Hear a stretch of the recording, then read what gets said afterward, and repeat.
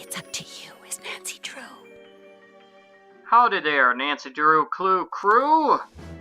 My name is Arglefumf, and today I am playing Nancy Drew Mobile Mystery Shadow Ranch. We're going to be starting Chapter 5, The Redy Mask. Oh, at the end of the last chapter, Bess was about to be killed by a tarantula. Hurry, Nancy, Bess squeaks. As if by some diabolical cue, the tarantula on her neck inches closer to Bess's face. Nancy looks across the saloon floor, squirming with dozens of hairy spiders. Bess, stay still, Nancy warns. We'll figure out what to do. And fun fact, no matter which option you pick, Bess is going to end up okay. Oh, hey, this is a hidden objects challenge. Cool. Find the spiders, okay? Find all the spiders. I can handle this. 2 more. Okay, 1 more, actually. Only 1 more. Let me see. On the wall. Hooray! Okay, we got rid of all the tarantulas. As Nancy discards the last of the tarantulas, she slowly makes her way to Bess. Stay still, Nancy warns. They look scarier than they are. I'd like to see you say that when you're wearing one, Bess whispers angrily. Nancy deftly snatches the large spider on Bess's neck and brushes it to the floor. Bess lets out a relieved breath, then dashes out of the saloon. I still blame that stupid doll, Bess announces.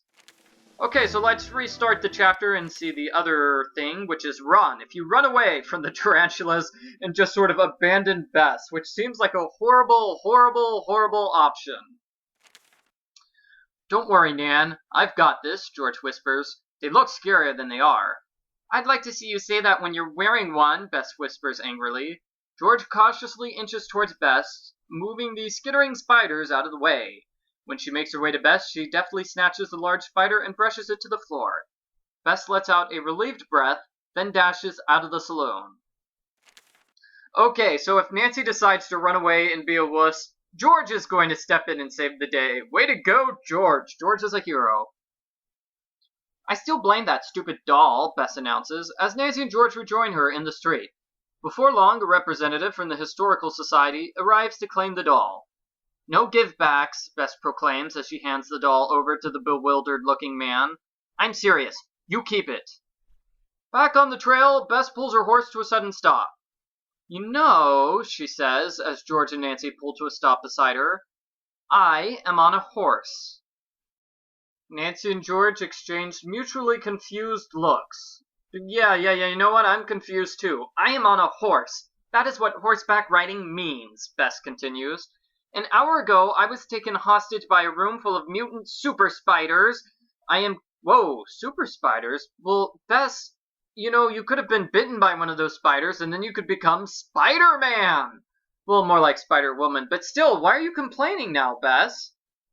Anyway, back to the story. An hour ago, I was taken hostage by a room full of mutant super spiders. I am covered in enough dirt to legally be declared an ecosystem. My nose is sunburned red as a clown, and I can't think of another thing, but I demand a return to society. I'm not really sure what that means, George says finally. I'm going to a town, and not a ghost town, a real town, with people and nice buildings with solid walls. I'm not sure what I'm going to do, but it's not going to involve spiders or cursed dolls. Nancy considers this. How about we go shopping in Tumbleweed? Bess eagerly nods in agreement, but George frowns. Count me out, she responds. I didn't come all the way to Arizona to hang around malls. You two go without me. I've got a date with some mountain bike trails. Fair enough, Nancy replies. And then we really don't see George for pretty much the rest of the entire chapter. So wave goodbye to George. Bess and Nancy pile into the dusty old pickup truck with Dave in the driver's seat. Is this your first time out in Arizona? Out to Arizona? He asks, as they bounce along the old dirt road, the old dirt track, leading away from the ranch. Yes, Nancy replies. I never imagined the desert could be so beautiful. Dave nods his head eagerly. There sure are a lot of pretty things out here. Nancy and Bess look at each other and giggle as Dave blushes. Dave totally has a crush on Nancy, by the way. Changing the subject, Nancy asks, I imagine there are some interesting stories and legends in these parts.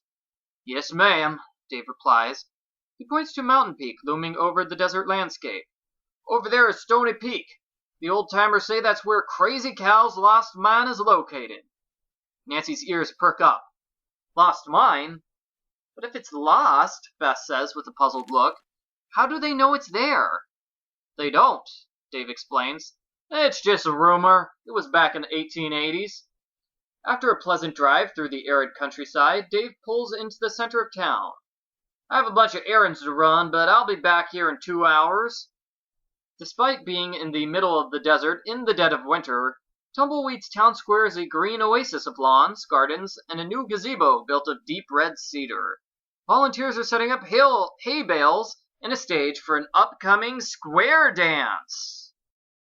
Alrighty, square dancing. Sounds like a lot of good old-fashioned Old West cowboy fun. Ooh, we should totally go to the dance tomorrow, Bess advises. Maybe one of the ranch hands will ask us. Behind the shops is a 3-sided tent, over which hangs a sign painted in Old West lettering, Prospector Polly's Placer Mining Pavilion. What's placer mining? Bess wonders.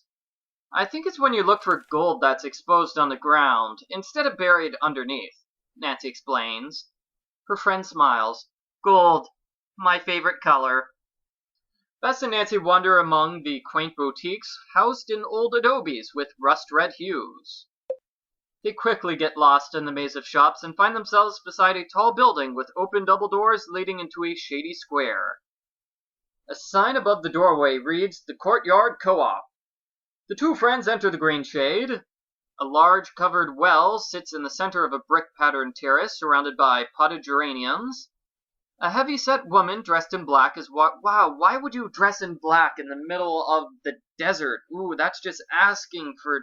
I mean, it's really hot in the middle of the desert. That's all I'm saying. Don't wear all black. The heavy-set woman is watering several topiary bushes and tall beige pots. We have the topiary collectible. She scowls at the teenagers.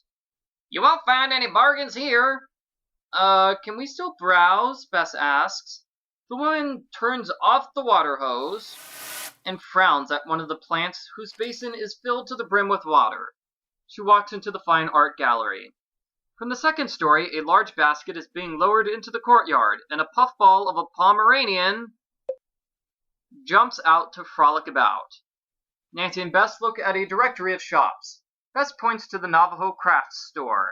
Ooh, let's go there. As Bess indicates, you do want to go to the Navajo store, but I'm going to go to all the other stores first, even though it's sort of useless. Let's do Scintillating Creations. Filled with a lot of glass creations, and everything is way too expensive. Let's go to Fine Art. Oh, it's that mean woman who is watering the topiary. I doubt very much you can afford my painting, she says. That's it, Bess says. We're going to the craft store. No, we're not. We're going to pottery. A tall, thin man in a dark suit looks up from his newspaper and then keeps on reading. They have lots of pots. Oh, but we can't ship them back home without spending a lot of money. Okay, let's try the clothing store. Bess and Nancy climb up the staircase. We have beaded strings on the doorway. A small older woman greets them. I'm Mrs. Katsui. Let me know if there's something I can help you out with. Bess whispers, you should get an outfit for the Whoa! Getting an outfit for the square dance? Ooh, let's try this one. Let's look like Belle from Beauty and the Beast. Très cute. Let's try this one. Kind of cliche. Fine, I won't dress like a Native American. What about this? Pilgrim outfit. Okay, and we have the Old West outfit. Well, nobody likes it. You know what? I'm going with the Old West outfit. No, wait, maybe the Pilgrim one. Yeah, we're going to a square dance, so we might as well try this one. Hold on a second. We're going to the square dance, so we're buying the cowboy outfit. Alright. We're finished. And in the next video, we will finally go to the Navajo craft store, like Bess has said about 5 times in the past 2 minutes.